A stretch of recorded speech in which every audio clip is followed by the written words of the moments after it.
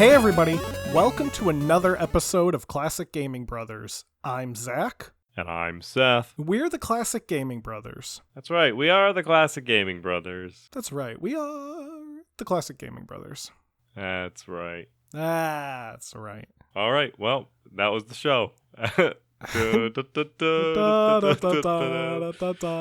Our outro music is really great. I mean, our outro music is the same as our intro music. It's just a later part of the song. So, anyway, welcome back to another episode. Hopefully... Where'd they go? Welcome back. Welcome back. I don't know, whatever they do during the week, but they're not listening to us, which is assumption that everybody listens on Sunday, which is not true. I have problems with object permanence, so when people don't listen to the podcast, I just assume they don't exist.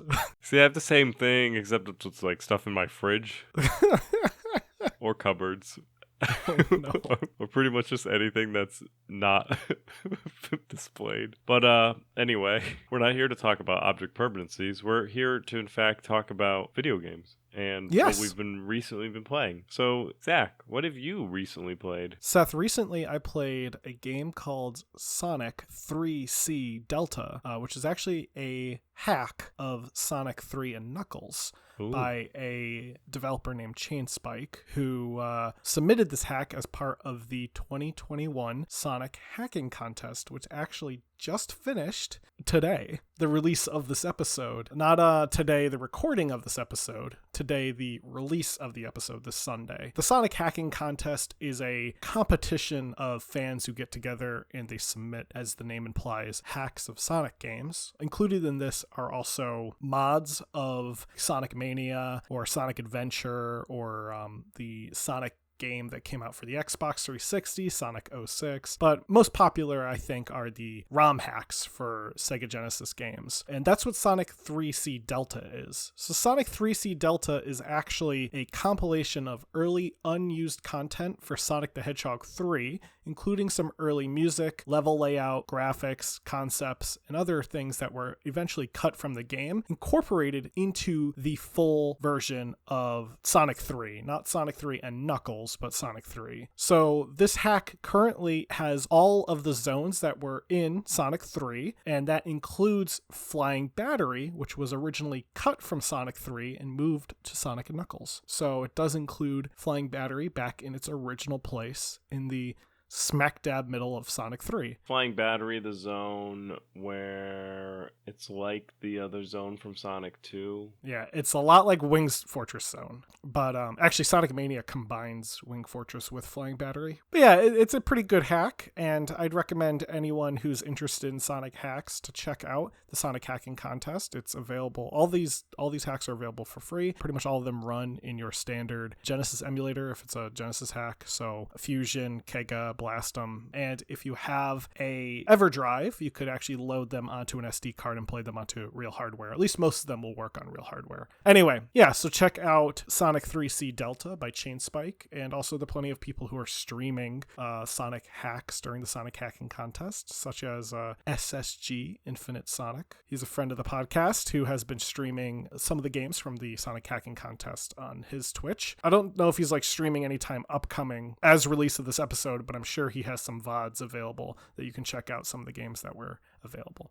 So that's Sonic 3C Delta by Chainspike. What about you, Seth? I have also been playing a hack of an old game. I've been playing Mario 64 Render 96. That's so many letters and words. That's a lot of numbers. So Render 96 is a hack of Mario 64 that's essentially high-defing the game, I guess. It's making the game high definition by taking all the textures and making them not very low resolution and bringing them up to a better resolution, or higher resolution, not necessarily better, as Zach does not particularly like the Render 96 graphics, but that's his own opinion and it's wrong. But anyway, they also did modeling for all of the characters, so they remodeled like Bowser, Peach, Mario himself, so they have like a high definition model in a high definition world. It took a little bit of time to get it to work. I watched a YouTube video. I honestly don't remember who I watched. I just Googled like Mario 64 Render 96 help or something like that. And there was a video that showed me how to do it. It involves a compiler.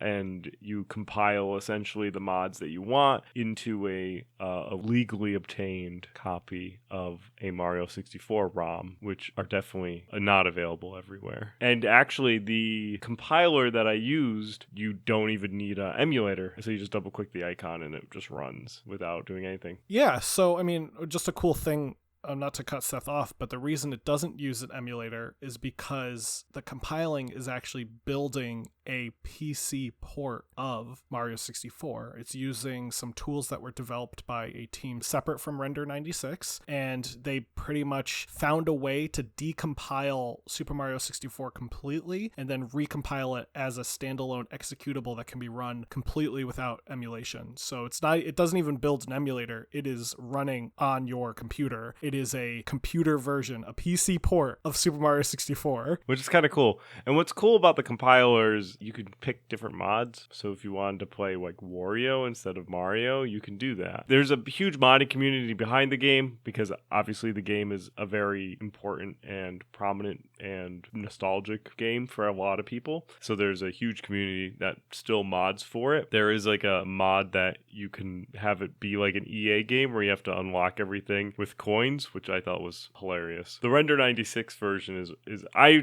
think a cool way to re-enjoy Mario 64. I was playing some of the beginning worlds. I went to a bomb battlefield, and then I was doing Cool Mountain, and I had I brought the penguin all the way back to its parent instead of throwing it off the map, which is Well, that's nice of you. And if you are interested in Super Mario 64, we talk about it back in episode 50. So head on back through the time capsule and check out episode 50 where we talk about Super Mario 64. We don't actually talk about Render 96, but now I'm talking about it now in the future or the past or the current state. Anyway, that's what I've been recently been playing. Exciting. Yeah, I think so too. And we're staying with kind of a classic game as well. I think so, because today we're talking about a game called Arcanum of Steamworks and Magick Obscura, which is a very long title. Arcanum of Steamworks and Magick Obscura. Now, Arcanum of Steamworks and Magick Obscura, which I'm just going to call Arcanum, I think. Yeah, we're going to call Arcanum going forward, unless it's fun to say it at one point in time. Arcanum is a game that Seth is familiar with. I'm not as familiar with Arcanum. I'm kind of familiar with it in the sense that I definitely remember seeing the box art. I can go over my memories of Arcanum. So Arcanum came out in 2001. So we were still being schooled. And I had a classmate who really loved Arcanum. Now, mind you, there were some other games that were coming out in 2001 and 2000, like the Baldur's Gate series, which were also a computer role-playing game that, in my opinion, were very cool and interesting because they were D&D related, and I like D&D, so those were the games that I wanted to play. So I wasn't really broadening my horizons with playing this Arcanum game. This classmate of mine, he's like, "Oh, dude, I love this game." I'm like, "Why?" He's like, "Oh, they got it's like steampunk and magic," and I'm like, "Why didn't you just play Baldur's Gate?" Like, that was like my answer when I was a child. And then I got older and was like, oh, what was this game? Like, this game was so weird and kind of passed me by. And I checked it out, and I've played it, and I have played it since. And it's actually done by people that I really enjoy, like as developers, and have played other products of theirs. And we'll get into who they were. But it's a fun, unique game. It can be a little tough, especially since it's like computer role-playing games of that era can be difficult. They generally can be not as conducive on how to progress forward in the story, and you can stumble into places where your character could be out-leveled and you can die immediately. That's very similar to stuff that can happen in Baldur's Gate. It can happen in Fallout. It can happen in Arcanum, and it can happen in real life. You don't want to head to a place that's out-leveled you. That's right. Like, if you're a baby and you walk into a business, you are instantly out-leveled. That's right. And then the CEO fights you. Yeah. and throws like stacks of paper at you that's like fired, fired, fired. So yeah, I don't really have memories of Arcanum of Steamworks and Magick Obscura. I for some reason do remember seeing like the box art. Now that I'm thinking about it, I think I either saw it in a store or I might have had a friend who had it, because I did have a friend who was interested also in games like Baldur's Gate and stuff. So I definitely remember seeing the box art. Like when Seth said we're going to do this game, I looked it up and I was like, oh yeah, that looks all real familiar. I just want to describe the box art real quick, since we've mentioned it a couple of times. So on the cover of the box art is essentially, the background is like a sepia color, and there's like a cutout of a cog. In the foreground, you see this like elven woman's face there's like a tattoo pattern going up and then going across her face, and it's the same tattoo. And then there is a zeppelin to the left of her head and like a fortress to the right of her head in the background. And then in the foreground, in front of her, there's like a dwarf, some manner of like magician, and a train. The name Arcanum is stamped with like a steel riveted text, and then the of Steamworks and Magick Obscura is a tagline underneath. Yeah. And they have the troika symbol, and the troika symbol is like a dude changing a railroad switch, and then there's the Sierra symbol, which is obviously just Sierra. Arcanum is a role-playing game that was developed by Troika Games and was published by our best friends, Sierra Online. It has the distinction of being the first game that was developed by Troika, who would later go on to make 2 additional games in the role-playing genre, and then they closed. Troika was a development studio that, as Zach said, they made 3 video games. But they were some heavy hitters, even back when they were founded back in 1998. Troika was founded by Tim Kaine, Leonard Boyarsky, and Jason Anderson. And if these names sound familiar, it should, because they were all key people who worked on the original Fallout, which we talked about in episode 87, because they all worked at Interplay and made Fallout. Leonard Boyarsky was actually the designer, and Tim Kaine was the programmer. So in 1997, Tim, Leonard, and Jason left Interplay due to disagreements with the overall company of Interplay. They were talking about sequels, and they didn't really agree with what the direction of Fallout was going in, and they were like, you know what, we're just going to go, and we're going to go do our own thing. So they left, and they formed Troika the following year. Troika is actually Russian for 3 of any kind, mostly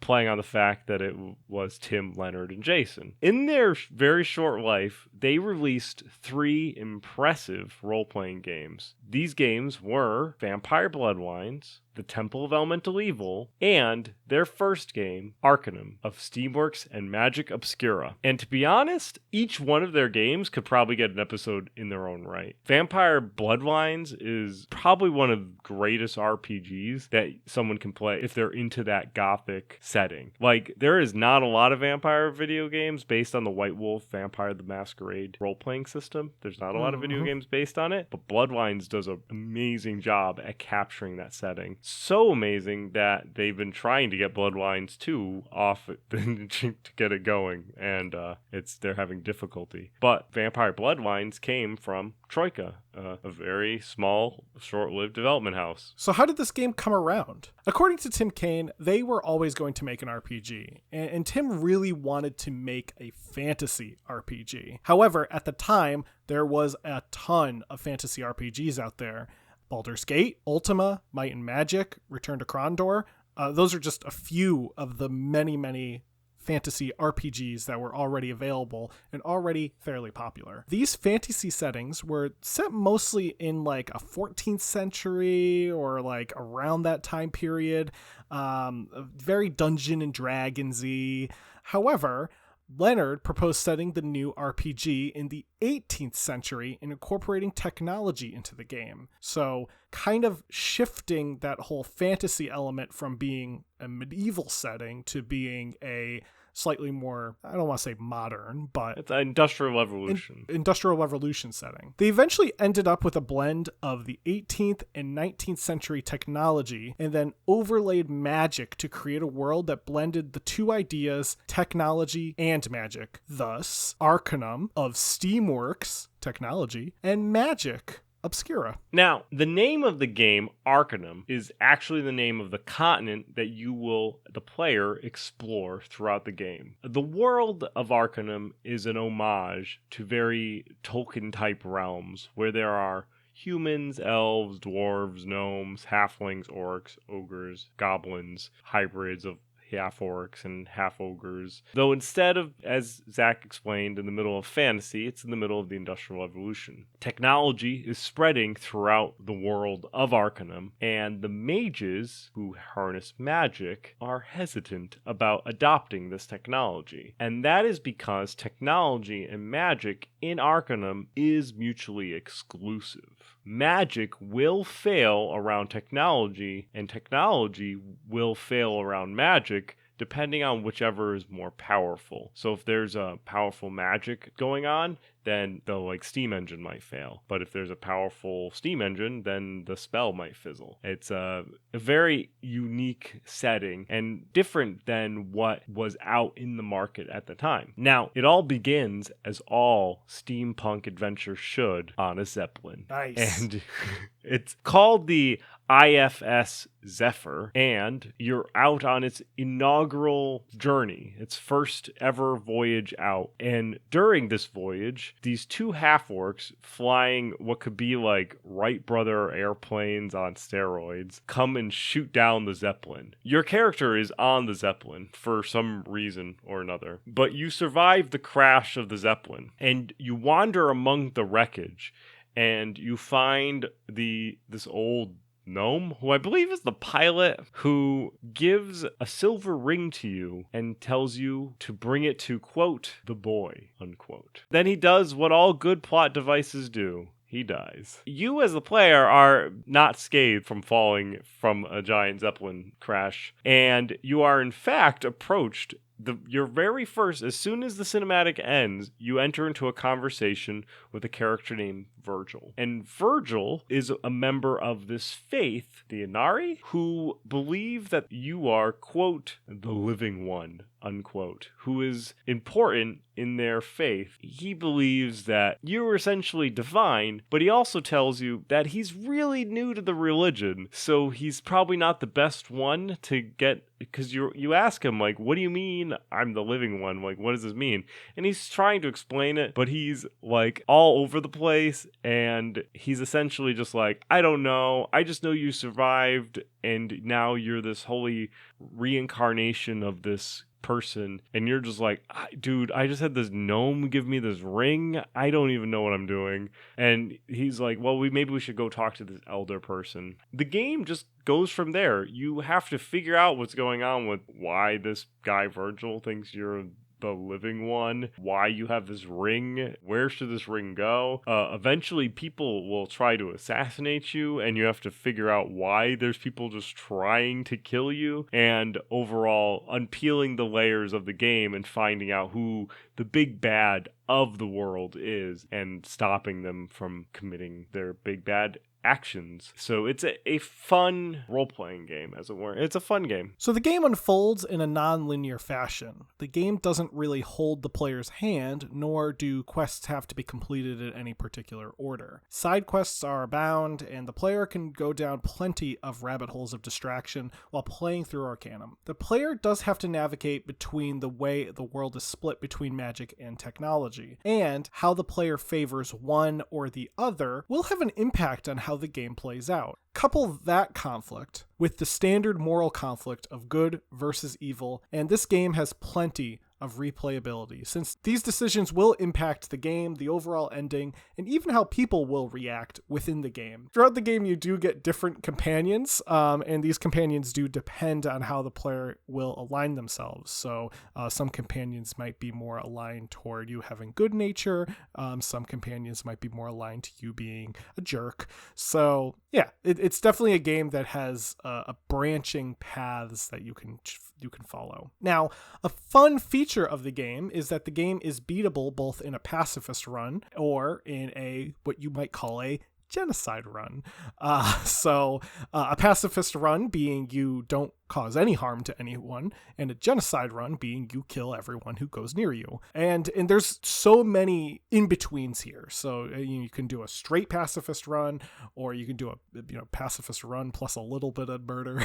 Really, it depends on how you play. In fact, you can actually kill this character Virgil, who's the very first character you encounter, and you can kill plot critical NPCs, which I don't think I've ever heard of a role-playing game allowing you to kill plot critical NPCs. Even games that strive themselves on just how broad and expansive the world is. I mean, I know Elder Scrolls certainly tries to say that there are these expansive worlds, will ultimately not let you kill a plot critical NPC. In Arcanum, if the plot critical NPC is killed, the information they needed to convey to you will just be dropped as like a journal, which is great. I mean, it's just, I'm really happy to know that everyone in the world contains the necessary information for life written down on a piece of paper.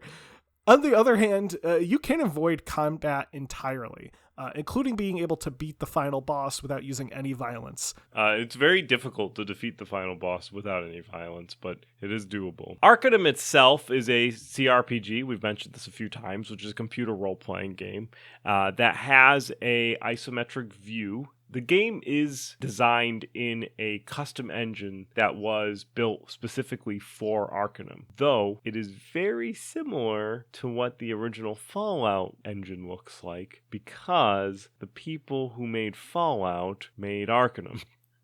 So they kind of just used stuff that they were familiar with. You're going to feel Fallout when you play Arcanum, 100%. In regards to like character creation and the actual like the window, as it were, that you see. You go through the world and you talk to everybody and you work on leveling up as a traditional role-playing game. You can decide to specialize in magic, technology, or kind of walk down a middle of the road type road. Combat is also can be real-time, turn-based, or in a fast turn-based mode. There has been updates to the combat. There are some mods that you should probably install to update the game to a modern era. A lot of these older 90s type games, especially if they have a big community behind them, do get modifications that allow you to play them on newer systems and being able to kind of give like widescreen patches and stuff like that. Natively, Arcanum runs pretty good out of the box using like a good old games launcher. However, there are some mods that you may want to put in that can change the combat from the original combat, since the original combat can be a little poorly optimized. The game also has some really extensive character creation where you can choose many aspects of your character, including the character's race, attributes, technological skills, magical attributes, and background traits. You don't get a lot of points in the beginning to really build out a really awesome character. You kind of lay down the foundation of where you want to go, and then through leveling, you can get up to where you envision your character to be. And every level, you can enhance your skills and traits. It is like a point-for-point system, so you can either give yourself more of a attribute, or you can give yourself the ability to shoot a gun better. The stats are divided up into 8 ways: strength, dexterity, constitution, beauty, intelligence, perception, wisdom, and charisma. Within the game, there's also these like background traits, and some of them are pretty funny. You can have one where like you were raised by snake charmers, or you were an arsonist, or you were an escaped lunatic who somehow snuck aboard the Zeppelin, and your character gets positive and negative things from either thing, from the background. You can also decide not to have a background, but who wouldn't want to play with a background? Especially, you can have like son of a blacksmith, or my character, a character by the name of Barney Figglesworth III, was a ladies' man. So he had a lot of beauty, but because he was a ladies' man, he was kind of like very prissy, so he had a penalty to his strength, his dex, and his con. So I gave him a pistol, and I just pictured him as kind of like a fancy noble. I mean, with a name like Barney Figglesworth III, you would expect him to be a fancier nobleman. I'm not sure if he's going to be evil or good yet, but he's probably going to go down technology because he likes pistols. To talk about the numbers, the game sold incredibly well. For the first few weeks after it was released in 2001, it remained in the number 4 and number 5 spots for the best-selling computer game. The game finally exited the weekly charts in September, but remained the number 11 best-selling computer game through that month. And by November of 2001, it had sold 69,552 units. Ultimately, the game would sell 234,000 units and drew revenues of $8.8 million by 2005. It was then also released to Steam in 2010, where they picked up like 100,000 more units once it came to Steam. Despite those sales, Troika would go on to make 2 more video games, as we discussed, and unfortunately, they would go defunct in February of 2005. They really had trouble. Troika had an underlying issue with, and we might do a deep dive on Troika one day. Maybe do an episode on Vampire Bloodlines, and then do an episode on Temple of Elemental Evil and Troika, and really talk about kind of like what happened to Troika. Because I feel like what happened to Troika had issues with getting like a consistent publisher. They developed 3 video games, and they were all published under 3 different publishers, and they could not stick to a single publishing house. And if you don't have that publisher relationship, you lose a lot of funding that you can get from those publishers who take care of a lot of the marketing and getting the product actually sold. Tim Kaine would move on, and he would go to become the director of Carbine Studios and work on a fantasy MMO game for the developer of NCSoft, but he would eventually leave his position in 2011 to go work for Obsidian as a senior programmer, where also Leonard Boyarsky has gone to and works for Obsidian as a designer. And also, let me tell you something else, Jason Anderson went to go work for In Exile, who worked on Wasteland 2 and 3. So Jason Anderson went off to go work for In Exile, Tim Kaine and Leonard Boyarsky went off to work for Obsidian, and they've all been purchased by Microsoft. So they're all colleagues again, because they all work for Microsoft. So that's fun. Maybe we'll see something come back from, I don't know, I think Arcanum deserves time to shine again. It's a fun setting. It's definitely unique. It kind of reminds me of like Warcraft 2 technology a little bit. With like the pilot, like the gnomes and the gyrocopters, or the dwarves and the gyrocopters or whatever. Yeah. Warcraft 3 also has kind of, I think, a bit more leans into the steampunk aesthetic. Mm-hmm. If you're looking for a fun computer role-playing game that has a unique setting and a fun story, give Arcanum a try. It's available on Good Old Games and Steam, and works pretty well out of the box, though there are some fan mods out there that help create a better user experience, depending on what you're in the mood for. And so with that's going to be our Arcanum episode. Zach, we're going to move into our buy, wait, pass. This is the part of the show where we buy, wait, or pass on something, Seth? That's correct. I like this part of the show. So the game that I'm excited about waiting, or passing on is called Disney Classic Games Collection. Disney Classic Games Collection, also has a long title, very similar to Arcanum, is a collection of 3 titles from the archives of Disney's vault of video games, I guess you could say. And these titles are Aladdin, The Jungle Book, and The Lion King. It contains both the Super Nintendo and the Genesis versions of each game. Funny enough, they are labeled Console N for Super Nintendo and Console S for Sega Genesis, in like all the ads for the commercial, because they couldn't use Nintendo and Sega, which I think is hilarious. This collection also contains the Japanese version of the Genesis versions for Aladdin and Jungle Book, and also contains the Game Boy and Game Boy Color versions of all 3 titles, with the exception of Jungle Book, which only had a Game Boy title, not a Game Boy Color title. So yeah, you're getting a mess of games there. You're getting Aladdin for Sega, Aladdin for Super Nintendo, Game Boy Color, Lion King, Sega, Super Nintendo, Game Boy Color, Jungle Book for Sega, Super Nintendo, and Game Boy. That is a ton of games right there. And then you also have a ton of extra features. Like I mentioned, you have the Japanese version of Aladdin, and there's also a Final Cut version of Aladdin for the Sega Genesis, which will have some new stages and bosses. I think this is very, very cool for someone who might really like these games or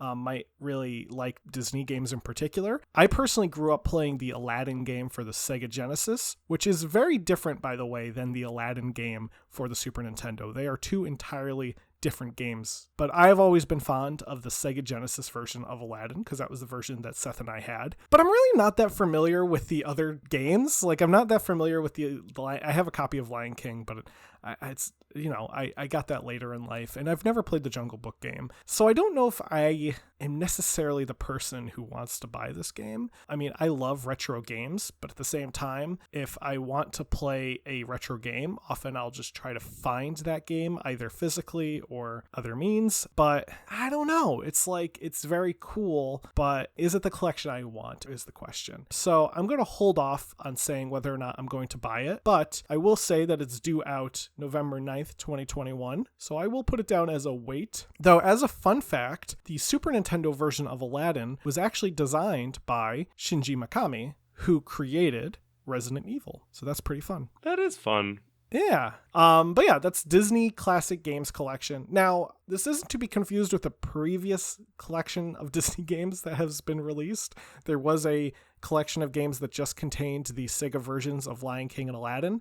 If you already own that version, you can actually upgrade it to this version for like $10, I think. So the game that I'm excited about buying, waiting, or passing on is a game called Spellcaster University. It actually came out June 15th of 2021, where you develop a school for mages where you build rooms, train students, fight orcs, fight off bureaucrats, and you manage your budget for your university. And it looks like a fun, almost dungeon keeper type game, except instead of looking at a dungeon from above, it's a sideways cross section of a school. So I think it's kind of cool, but it has like all the people running around. There is also like a card game element in it. I am intrigued by the screenshots and the gameplay video. I may talk to my friend who owns it already to see how they enjoy it, but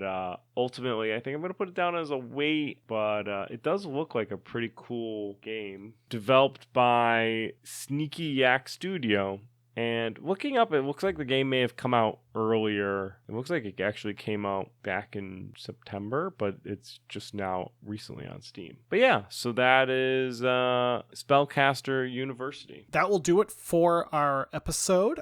Thank you, everyone, for listening today. Now, if you are interested in reaching out to us because you have any questions about Arcanum, or maybe you want to tell Seth how much you love the name Barney Figglesworth III, then what you need to do is you need to reach out to the Classic Gaming Brothers via our email or our contact form. So if you go to our website right now, classicgamingbrothers.com, you can go to our contact form and fill out the information on that form, which will send a email to us. Now that email goes to classicgamingbrothers@gmail.com. That's right. So if you want to reach out to us via email, you can also just email us without going to the contact form. Honestly, either way is a great way to reach out to us. It all goes to the same place, which is what people say when they eat two different things that do not go together, like dessert and pizza at the same time. It all goes to the same place. That's what our email does. It all goes to the stomach. So now be sure to reach out to us. If you do reach out to us, you'll have a chance to win a free video game, which we want to remind everyone that is an opportunity that you can get. You will be entered into a random drawing where at some point we will draw a name from a hat, and then you will be kabam, in possession of a free video game. So that's very cool. Now, let's say you don't feel like emailing us. Maybe you're one of those modern people who likes to use the social media, as they call it. then we are available on Facebook, Instagram, Twitter. Our Facebook and Instagram are Classic Gaming Brothers. Our Twitter is CG Brothers Pod. We're also available on Twitch, twitch.tv/Classic Gaming Brothers. Now, you can follow us on all those platforms. You can follow us on Instagram, Twitter. You can follow us on Twitch. If you follow us on Facebook, though, want to hear a cool fact? You can listen to us if you follow us on Facebook. That's right, because one of the places you can listen to us now is Facebook. In fact, you can actually listen to us on pretty much every application out there. We're available on Podbean. We're available on Spotify. We're available on Amazon. We're available on Facebook. So be sure to listen to us anywhere you feel comfortable. And of course, if we're not somewhere that you want us to be, email us. And that's how you can reach out to us. Look at that. Listening to us and contacting us are great ways that you can support us. In terms of supporting us, Seth and I like to say that you being there is support enough. Honestly, the best way that you can support us is let us know that you're there. We want to know that you're there. So, like, ring bells, follow, do all the things that you can do to let us know that you're a fan of this podcast or that you like listening to us. Tell 3 friends, and be sure to rate us on any of the podcasting applications out there. So you can follow us on Podbean, you can rate us on iTunes, do all the things that you need to do to let us know that you love the Classic Gaming Brothers and you want to keep hearing us talk about games that you might have never heard of or that you might have heard of, and we talk about them incorrectly. So either one, let us know and we'll be happy to hear from you. We also have a store available. You can buy some of our t-shirts, and we have a couple of new designs on there, as well as a mug. So pick up those things if you like wearing clothing or drinking warm liquids. Lastly, as a reminder, and we're going to be promoting this kind of, I don't want to say heavily, but we will be promoting this up until the day. Seth and I will be at Retro World Expo in the first weekend of November. So it's November 6th and 7th. We're going to be there. If you are at Retro World Expo, we look forward to hopefully seeing you. Be sure to say hi if you see us walking around with our faces on our bodies, because we're going to be wearing our logo. We'll of course say hi, and we'll be there if you want to chat about video games or anything like that. We're also planning to do Extra Life at some point in November. I don't know if we're looking to do it the weekend after, but we are planning to do Extra Life. Extra Life falls on the same weekend as Retro World Expo does this year, so Seth and I unfortunately can't do it on game day, but I mean, Extra Life is kind of a broad thing. You can do it really whenever, so we're going to honor Extra Life by doing it a different weekend in November. We're still in the planning phase of that. Once we have a little bit more concrete details on that, we will let you know. And that's everything. That is everything that I can think of at the top of my head right now. Seth, do you got anything? Don't play games like my brother. And don't play games like my brother. I've been Zach. And I've been Seth. We have been the Classic Gaming Brothers. That's right. Barney Figglesworth the Third. Barney Figglesworth the Third.